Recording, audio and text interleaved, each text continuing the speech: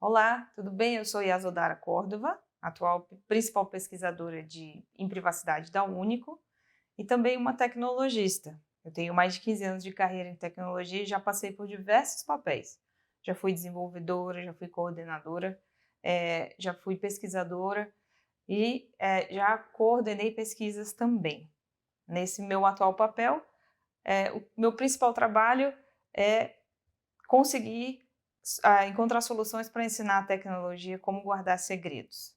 E por que eu estou falando de ensinar a tecnologia a guardar segredos? Porque quando criamos a tecnologia, ninguém conseguiu prever que a gente estava gerando uma consequência, uma externalidade indesejada, vamos dizer assim. Nós desenvolvemos os sistemas e a base desses sistemas é a troca de dados. Você me dá os seus dados e eu posso prover um serviço para você. Especialmente quando a gente está falando de serviços que são oferecidos a pessoas quando elas estão logadas e identificadas. É necessária essa coleta.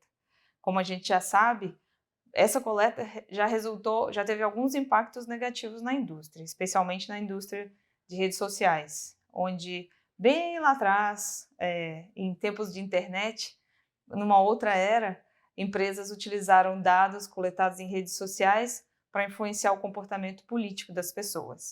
Então, passado esses grandes escândalos, a gente começou a aprovar um monte de regulações para conseguir garantir que as pessoas tenham privacidade quando elas utilizam os serviços online.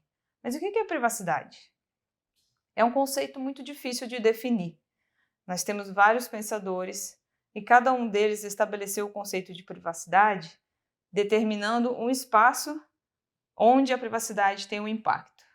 Olhando para o passado, não muito distante na humanidade, as pessoas, por exemplo, moravam em casas onde todo mundo dormia no mesmo quarto, comia no mesmo lugar que dormia e muitas vezes até usava o banheiro na frente de outras pessoas. Isso não tem muito tempo. E a gente começou a construir casas, colocar portas, colocar muros, estabelecer limites para que a gente pudesse se sentir mais à vontade e ter mais privacidade.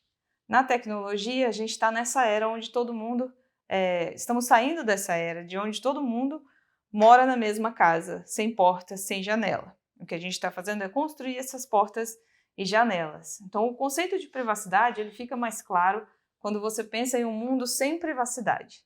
Imagine que você chega num bar com uma pessoa e na hora de pagar você fala, não, deixa eu pago a conta. E aí, de repente, o garçom olha o seu cartão, verifica a sua conta e olha para você e fala assim, senhora, desculpe, mas a senhora está sem saldo. Ninguém quer nem pensar nesse cenário horroroso. Quando a gente pensa nesse cenário, a gente entende que hoje nós temos direito à privacidade nessas situações. E o garçom não pode ter acesso a quanto dinheiro tem na nossa conta. E aí fica muito fácil perceber quando você perde a privacidade, o que você perdeu com essa propriedade. Então a privacidade ela tem 7 propriedades especiais e as 7 são aplicáveis no ambiente digital também. Então a primeira dessas propriedades é a capacidade da gente manter relações de confiança. O que são essas relações de confiança? São relações que muitas vezes envolvem relações de confiança em profissionais ou serviços profissionais. O exemplo mais clássico que a gente tem são os psicólogos, né?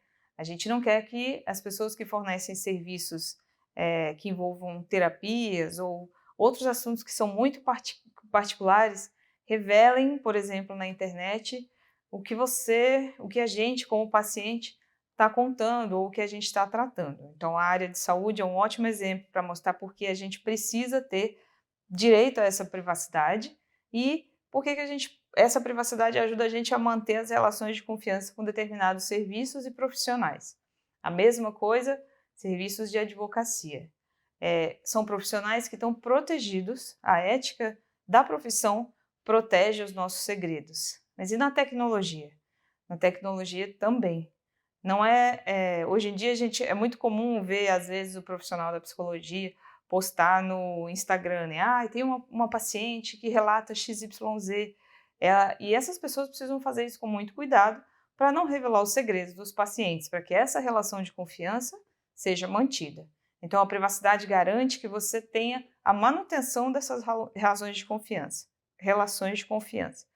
Imagina, por exemplo, que você revela alguma coisa para o seu psicólogo ou psicóloga, ela ou ele escreve num papel e aí isso acaba sendo publicado com o seu nome e todo mundo fica sabendo de todos os problemas psicológicos e todas as suas mais íntimas, os seus detalhes mais íntimos que você contaria só no consultório. Seria uma quebra de privacidade que teria muitas consequências e impactos muito extremos nessas pessoas. E é por isso que a privacidade nos ajuda a manter essas relações de confiança. Manutenção de relações de confiança é diretamente complementar à manutenção de limites. Por que limites? É muito engraçado que muitas vezes a pessoa tem, por exemplo, o Instagram fechado porque ela não quer que determinadas pessoas vejam o que ela está postando. Quem é mãe de adolescentes vai ver que os adolescentes vão para redes onde os pais não estão, porque eles querem ter a capacidade de controlar quem tem acesso aos seus dados ou aos seus conteúdos publicados. Isso é muito interessante quando a gente vê, por exemplo, pessoas que não querem que pessoas da família saibam quais são as suas atividades, por exemplo, de dia, de trabalho, de noite, ou a pessoa que não quer que determinado grupo saiba o que ela está fazendo, mas ao mesmo tempo ela gostaria que outras pessoas soubessem. Essa manutenção de limites, no mundo digital, é algo que também está sendo construído, e a gente experimenta isso quando a gente tem perfis privados no Instagram, a gente experimenta isso quando a gente está em grupos, em aplicativos de mensagem, e a gente exclui determinadas pessoas dos grupos, ou faz um grupo determinado para determinado fim e não deixa ninguém entrar, ou quem está dentro do grupo tem um pacto de não revelar os segredos que são falados ali dentro daquele grupo. Então, essa manutenção de limites é muito importante para que as pessoas tenham liberdade de ir e vir sem ser questionadas. No online é a mesma coisa. A terceira característica que é impactada pela privacidade é o respeito pela individualidade. Quando você tem um ambiente digital e onde você se loga e cria um perfil, aquilo de uma certa maneira reflete uma parte da sua identidade. E essa individualidade ela precisa ser respeitada. Por exemplo, se alguém te obrigar a abrir um perfil ou te obrigar a revelar as informações que estão naquele perfil, essa pessoa está te obrigando a abrir mão de sua privacidade e ao seu direito à individualidade, que também é uma propriedade da privacidade. A limitação de poder também está muito conectada com essa coisa do direito à individualidade. Deixa eu dar um exemplo. Quando você tem uma pessoa que está em posse de muitos dados de outra pessoa, que é muito comum nessas situações onde o ex-marido ou o ex-namorado acaba perseguindo a mulher depois, a mulher fica com medo de realizar determinadas coisas, né? Ela fica sob uma espécie de coação desse sujeito e ela acaba tendo menos poder que ele porque ele tem acesso aos dados dela. Isso acontece bastante em situações onde os dados muitas vezes revelam segredos constrangedores ou sujeitam uma pessoa a situações que são constrangedoras e que vão ter consequência no trabalho. A gente vê esse cenário quando os dados em questão são nudes ou imagens que podem prejudicar as mulheres. Então, é uma propriedade muito importante, que ela garante que ninguém vai ter mais poder sobre ninguém, porque ninguém vai ter mais acesso do que deveria, ninguém vai ter um acesso não desejado aos dados de outras pessoas. Então, essa propriedade da privacidade também é muito importante. A privacidade também é a chave para a liberdade de pensamento. E aqui nesse exemplo eu vou dar o exemplo da fofoca. Quando você junta todo mundo num grupo só para fazer uma fofoca ou falar mal de alguém, isso é liberdade de pensamento. Na maioria das vezes a gente não teria coragem de publicar isso em uma rede mais aberta. Por exemplo, vou publicar no Twitter o que eu acho de fulano ou cicrano. Não, você vai escolher as pessoas da sua confiança para estabelecer aquela reação que está ali dentro, onde um confia no outro, para você poder ter liberdade de pensamento. Um olhar bem atento sobre todos os ambientes digitais vai mostrar que a gente pensa hoje em dia que tudo é aberto, tudo é online, não precisa se preocupar com privacidade, mas não é bem assim. Muitas vezes a gente fala, ninguém tem nada a esconder, mas todo mundo está em um grupo onde tem alguém que está fora que é para falar mal da pessoa. Isso se aplica também à política, porque se a pessoa para exercer o seu direito de liberdade de pensamento na política, a pessoa tem que se permitir elaborar aquele pensamento antes com um grupo de confiança dela. Muitas vezes, se a pessoa posta em público, ela vai se expor, ela vai exibir para outras pessoas que ela não quer que saibam determinados posicionamentos. Então, é muito importante a gente ter privacidade também para esses momentos em específicos. Isso também tem a ver com a criatividade. Muitas vezes a pessoa, para expressar determinadas pensamentos ou palavras ou imagens ou criar, ela precisa de privacidade. E aí eu vou dar o exemplo das pessoas que cantam no banheiro. Você provavelmente, se canta no banheiro, não gostaria que alguém fosse lá, colocasse um microfone e gravasse você cantando no banheiro e colocasse na internet. Mesmo que você seja cantor ou cantora, mesmo que você cante profissionalmente. Se você está no seu cantinho lá, quietinho, cantando no banheiro, é porque você não quer que seja gravada. Então, é um grande exemplo de como a criatividade também depende da privacidade. Então, é uma outra propriedade muito importante. Uma outra propriedade da privacidade, e eu vou falar aqui, é a nossa capacidade de se associar. Eu falei lá no começo do grupo de WhatsApp, da fofoca, de você escolher um grupo para compartilhar. Essa capacidade de se associar é muito importante, tanto para a sua vida social quanto para a sua vida econômica, né? Ela protege segredos de ideias quando ainda estão nascendo e não foram implementadas.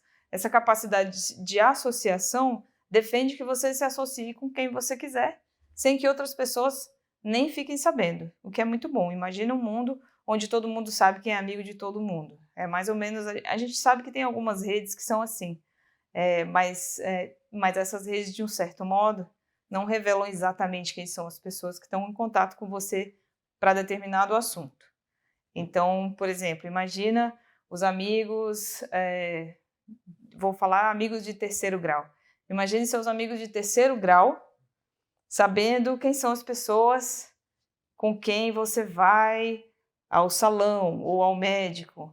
É muita informação, né? Então, a privacidade também vai proteger esse tipo de informação e vai te permitir se associar com quem você quiser, falar com quem você quiser, protegendo inclusive a sua capacidade de buscar ajuda se você estiver correndo perigo, enquanto estiver associado com outras pessoas. Mais uma vez aqui eu vou citar o caso de mulheres que sofrem violência doméstica e encontram aberturas que são protegidas pela privacidade para encaminhar denúncias, para denunciar sem que os algozes fiquem sabendo, exatamente porque o canal está protegido pela privacidade. Então, por aí a gente vê que a privacidade protege a sua capacidade de associação e também protege a sua liberdade de denúncia e liberdade de expressão.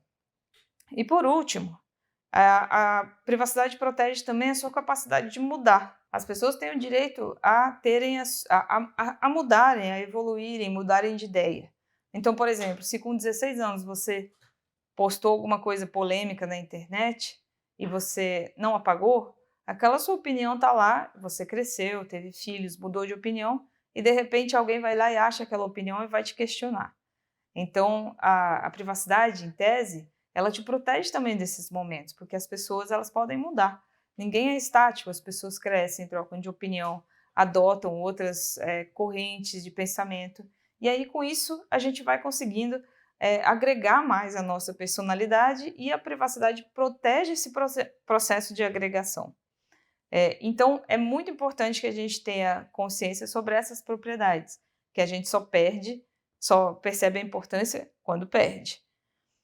Por quê? Porque sem isso a gente não consegue manter as democracias funcionando, uma vez que para a democracia funcionar é importante que a gente tenha liberdade de expressão e liberdade de associação, e a gente nos limita em vários outros aspectos, tanto sociais quanto econômicos, na vida. O Danilo Doneda, que é um jurista muito importante no Brasil, na área da privacidade, ele fala que, sobre a tecnologia e a era da informação, ele fala que a possibilidade de controle unificado das diversas atividades da pessoa, nas múltiplas situações em que ela loga online e transfere informações sobre a sua vida para as plataformas online, ela possibilita o conhecimento de uma conduta pública e também da conduta privada, até nos mínimos detalhes. E isso tende a suprimir essas características do ser humano, de exprimir a criatividade, se associar livremente. Então, é por isso que a gente precisa ensinar hoje a tecnologia a guardar segredos. Então, como que a gente está fazendo isso? Como que a gente vai ensinar a privacidade a guardar segredos? Bom, a primeira coisa que aconteceu, que foi muito importante, foi o nascimento da nossa Lei Geral de Proteção de Dados, chamada LGPD. Essa lei estabelece uma série de propriedades para proteger esses direitos que a gente tem, que estão bem englobados pelo conceito de privacidade. A Lei Geral de Proteção de Dados, ela é como se fosse o nosso playground, é como se fosse a nossa base, para todo mundo começar a construir de uma base parecida.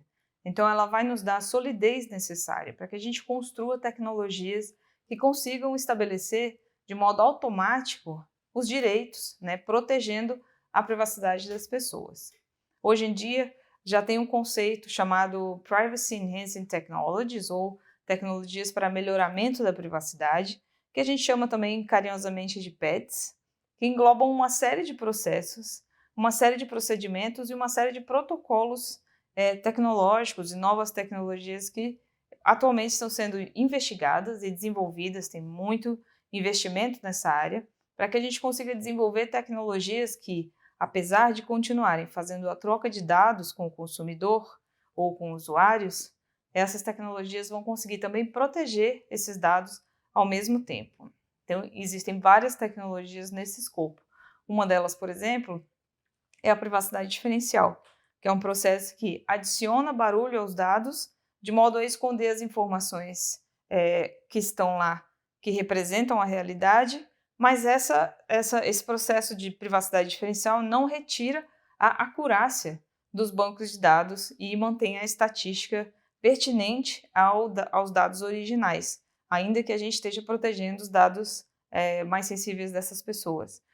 Um outro exemplo de tecnologia, que na verdade é um grupo de novos protocolos e processos, são as aplicações da criptografia em processos de tecnologia. Hoje em dia, acho que o protocolo mais conhecido é o protocolo de criptografia de ponta a ponta, muito utilizado em aplicativos de mensagem, onde a própria provedora dos serviços, ou seja, uma empresa como a Meta, que é dona do WhatsApp, ou com uma instituição, uma associação como as pessoas que cuidam do Signal, elas obedecem um protocolo que vai manter as informações gravadas em um banco de dados que vai estar completamente chaveado e nem a própria empresa vai ter acesso a essas informações, que no nosso caso, falando de aplicativos de mensagem, são as informações sobre as conversas que você está tendo com as outras pessoas nas mensagens. Então, quando você está ali conversando, você tem o seu direito a proteger essa mensagem, inclusive da empresa que constrói esse aplicativo, o que é uma maravilha. Significa que você tem direito a ter uma sala privada para conversar com as pessoas com quem você escolheu conversar, e isso é muito importante. É claro que essas empresas, elas ainda existem, elas ainda mantêm algum tipo de mecanismo de verificação para determinados conteúdos, mas não é disso que a gente está falando agora. Agora a gente está ressaltando a importância de que você tenha o direito a ter conversas totalmente privadas. Dentro do seu chat, dentro do seu conjunto de pessoas escolhidas para compartilhar essa mensagem, você cria uma relação de confiança e o certo é aquele grupo ser o seu grupo onde essas pessoas vão ter acesso a esse conteúdo, a esses dados, e aquilo não vazar para fora. É por isso que é tão importante você também ter esses grupos de confiança que eu mencionei mais para frente. Então, quando você constrói um sistema, ou você desenvolve uma aplicação, ou arquiteta um novo produto, você tem que estar sempre pensando em fluxos de dados pessoais e por onde esses fluxos estão passando, para que você não compartilhe sem querer, para que isso não acabe impactando na privacidade do usuário. E é assim que a gente vai construindo esses sistemas que melhoram o acesso das pessoas à própria privacidade, protegendo os dados com várias medidas de segurança e novas tecnologias e processos. Então, toda vez que alguém começar a falar eu não tenho nada a esconder, eu dou meus dados, não estou nem aí, é importante você começar. Você pedir para essa pessoa pensar 5 minutos nas situações mais constrangedoras da vida dela. E logo após, faça a reflexão. Você gostaria que essas informações fossem parar na internet, livres, para todo mundo saber o que você tem a esconder ou as situações constrangedoras da sua vida? Mas essa informação, essa fala de que ninguém tem nada a esconder, ela não é verdadeira. Todo mundo tem algo a esconder, ou todo mundo tem algo que é tão íntimo e tão particular que não gostaria de compartilhar com ninguém, nem com as pessoas mais próximas da sua vida, seja a mãe, o marido, irmãs, irmãos. E se a gente pensar no futuro, tudo fica ainda mais evidente em termos de privacidade. A gente não quer que no futuro, quando a gente estiver passeando no ambiente online, como por exemplo o metaverso, as pessoas tenham acesso a mais informações do que elas precisam. Um exemplo disso é que os metaversos que estão sendo pensados já estão sendo planejados com controles de privacidade. Por exemplo, os avatares que vão nos representar nos metaversos ou que já nos representam nos metaversos que já existem, eles já têm sido pensados com controles de privacidade no sentido de limitar o acesso que outras pessoas vão ter a você e as suas informações até no mundo virtual. Imagine que você está, por exemplo, provando roupas virtualmente. Você não vai querer que os outros tenham acesso aos seus dados de medidas, por exemplo. Você vai querer controlar quem vai ter acesso a esses dados. Você não quer deixar essa informação pública. Ninguém quer. Mais uma vez, são os detalhes que a gente está acostumado a não compartilhar e com a possibilidade de compartilhamento desses detalhes no ambiente digital, a gente é obrigado a pensar em maneiras de proteger essa privacidade. Uma outra situação de futuro que já é um pouco presente é essa questão de todo mundo andar sempre com o celular no bolso. Ao mesmo tempo em que é muito cômodo você estar com o celular sempre próximo de você, você também quer escolher com quem você está compartilhando, por exemplo, as suas informações de localização. Esse é um grande exemplo de momentos onde a privacidade, controles de privacidade vão te ajudar a determinar quem você quer que saiba onde você está e quem você acha que não precisa saber onde você está. Então, por exemplo, pegou um carro no aplicativo de caronas, você pode avisar a sua mãe, você pode avisar a sua esposa de onde você está para que essa pessoa acompanhe onde você está e possa assim criar mais uma camada de proteção. Agora, se esse dado fosse público e todo mundo da internet soubesse onde você está, ia ficar um pouco mais complicado, não é? Um outro exemplo de como o contexto da privacidade importa é o fato da gente hoje ter dados online de todos os aviões comerciais, todos os voos que são comerciais e alguns particulares abertos na internet. Por que isso é importante? Por várias razões. Agora, você não quer que todo mundo saiba que você está voando determinados voos. Então, aí, mais uma vez, a gente tem uma informação que está agregada num nível menos granular e não oferece, por exemplo, o nome dos passageiros, quem viajou em qual avião, pessoas famosas que estavam em quais veículos ou voando em determinados trechos. E isso é importante para proteger a privacidade dessas pessoas e, ao mesmo tempo, estabelecer segurança no tráfego aéreo. Então, esse é mais um exemplo de controle de privacidade. Para terminar, falando em futuro também, é importante a gente perceber como isso vai ser ainda mais importante quando a gente começar a trocar informações direto de cérebro para cérebro. A gente sabe que existem hoje empresas, existem hoje universidades pesquisando a transmissão de dados de cérebro para cérebro através de vários dispositivos e a gente vai precisar estabelecer controles para ninguém sair lendo o pensamento de ninguém ou para ninguém ter acesso aos dados que as pessoas estão gerando com os seus pensamentos, em várias situações. E muitas horas, as pessoas que, por exemplo, estão acamadas e não têm mais como usar a voz e usar os mecanismos tradicionais de comunicação, elas vão fazer o uso de transmissão de dados de cérebro para cérebro e vão querer compartilhar essas coisas apenas com quem elas escolherem compartilhar, e não na internet. Quando a gente começa a pensar nos conceitos de realidade virtual e de realidade aumentada, a privacidade fica ainda mais importante, porque a gente vai conseguir estabelecer protocolos e novas tecnologias que protejam as nossas projeções, os dados que nós estamos fornecendo para poder estar usando esses serviços, que vão ser muito mais intensas. Um outro cenário que, na verdade, já acontece é o cenário da internet das coisas. Há 10 anos atrás, quando se falava em internet das coisas, as pessoas tratavam como um futuro muito distante o fato de o seu aspirador de pó conversar com a sua geladeira ou a sua geladeira transmitir para o supermercado um pedido de reposição de cerveja, por exemplo. Hoje em dia, isso já é possível e a realidade a partir, inclusive, do dispositivo que hoje todos nós carregamos, mais uma vez, os celulares. Essas informações também têm que estar, de alguma maneira, protegidas pela privacidade, pois é importante a gente medir com quem a gente quer que compartilhe essas informações. Se a gente quer, ao mesmo tempo, que o supermercado fique sabendo que acabou a minha cerveja, vai ter jogo da Copa, pode mandar cerveja automaticamente, ao mesmo tempo a gente não quer que todo mundo fique sabendo que você está recebendo quais são os conteúdos da sua geladeira ou qual o tamanho da sua casa medido pelo seu aspirador de pó. Mais uma vez, é uma situação onde existe uma troca de dados em troca de serviços. E esses serviços têm que também ser capazes de proteger esses dados para que a gente não torne públicos detalhes íntimos dessas pessoas, da vida dessas pessoas e que a gente possa ter um futuro com a tecnologia que não seja uma distopia, mas sim que a tecnologia venha nos ajudar, liberar tempo para que a gente possa exercer e realizar o potencial da humanidade. Então, nesse futuro, onde a gente usa dispositivos para aumentar as nossas capacidades, onde a gente troca informações e onde a gente escolhe com quem a gente quer compartilhar as informações, esse futuro está chegando com muita velocidade.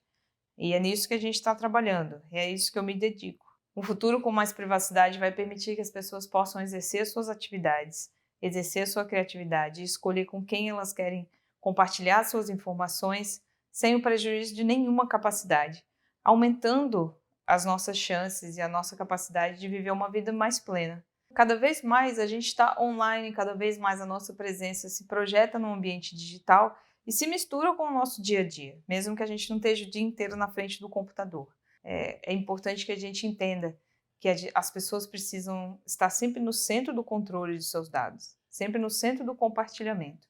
Como hoje os nossos dispositivos estão sempre conversando entre si e transmitindo os nossos dados em uma rede que conversa entre si, é importante que a gente escolha com quais empresas, com quais pessoas, com quais instituições a gente quer compartilhar os nossos dados, dar acesso, e é importante que a gente possa também limitar o acesso a esses dados para que a gente não seja fraudado ou para que não exista o mau uso desses dados.